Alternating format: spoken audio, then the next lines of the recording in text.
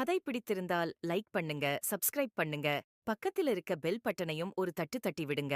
அப்பொழுதுதான் நாங்க போடுற வீடியோ உங்களுக்கு நோட்டிபிகேஷன்ல வரும். வாங்க கதைக்குள்ளே போகலாம்.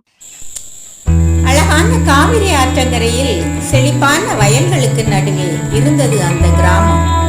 அந்த கிராமத்தில் செல்வந்தர் ஒருவர் வாழ்ந்து வந்தார்.